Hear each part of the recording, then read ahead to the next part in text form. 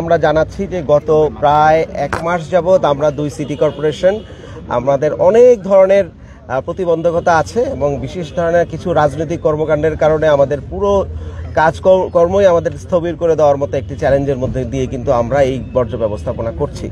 তারপরেও আমার অংশে একটু ফ্লেক্সিবিলিটি ছিল, কাজের পরিবেশ আছে, সেই কারণে আমরা এই গত 1 মাস যাবৎ বিভিন্ন স্তরে আমরা প্রিপারেশন নিয়েছি।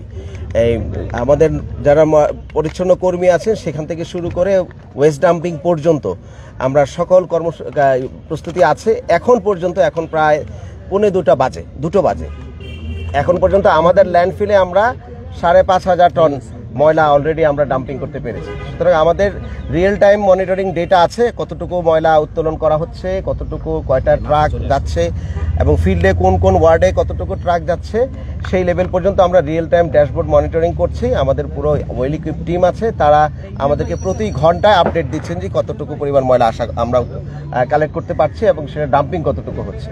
আমরা আশা করছি উত্তর সিটি কর্পোরেশনে 20,000 টন ময়লা আমরা প্রডিউস হবে সেটা আমরা কালেকশন করে আমরা ডাম্পিং করতে পারবো এবং দক্ষিণ সিটি কর্পোরেশনেও 20,000 টন কিংবা তার চেয়ে বেশি ময়লা কিন্তু এবার কালেকশন করা হচ্ছে। সুতরাং আমার পাশে আমার সহকর্মী আমাদের দক্ষিণ সিটি কর্পোরেশনের প্রশাসক মহোদয় জনাব শাহজাহান ভাই উপস্থিত আছেন।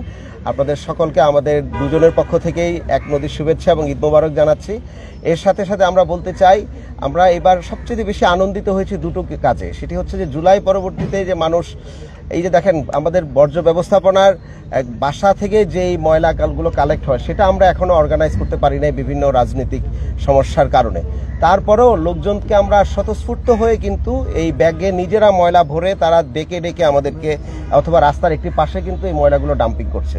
তো সেই জন্য আমরা ঢাকাবাসীকে আসলেই ধন্যবাদ জানাই যে এই যে একটা বিহেভিয়ারাল চেঞ্জ আসছে, সেই চেঞ্জটা আমরা আসলে খুবই ইতিবাচকভাবে দেখছি এবং আপনারা অলরেডি লক্ষ্য করেছেন যে ডেটা আমরা বললাম সেই ডেটাতে আমরা খুবই আশাবাদী যে আমরা এবারের ময়লা বর্জ্য ব্যবস্থাপনায় যেভাবে সিটিজেনরা এগিয়ে আসছেন সেখানে অন্য কোনো ধরনের রেজিস্ট্যান্স কেউ চাইলেও আসলে সিটি কর্পোরেশনের যদি সার্ভিস আমরা দিতে চাই এবং মানুষ যদি এটাকে সহায়তা করতে চায়, মাঝখানে কোনো গোষ্ঠী চাইলেও এটাকে বন্ধ করতে পারবে না। তো সুতরাং এটা একটা গুড সাইন যে জুলাইয়ের পরে যে লোকজন নিজেরা এসে রাষ্ট্র মেরামতের জন্য কিংবা এই যে একটা ক্রাইসিস, তো এগুলো তো একটা ক্রাইসিস না, এটাকে কীভাবে মিটমাট করা যাবে।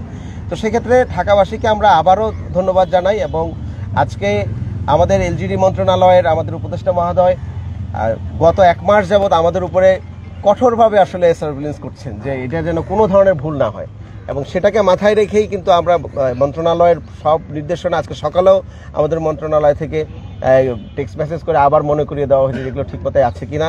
তো সেই জন্য আমরা খুবই আনন্দিত। আজকে আমাদের উপদেষ্টা মহোদয় আমাদের সাথে আছেন, উনি দক্ষিণের একটি এসটিএসএ উদ্বোধন করে এসছেন, আমাদের উত্তরে এসছেন। আমরা খুবই আনন্দিত, আমরা ওনার কাছ থেকে কিছু শুনতে চাই। Immigration to Canada.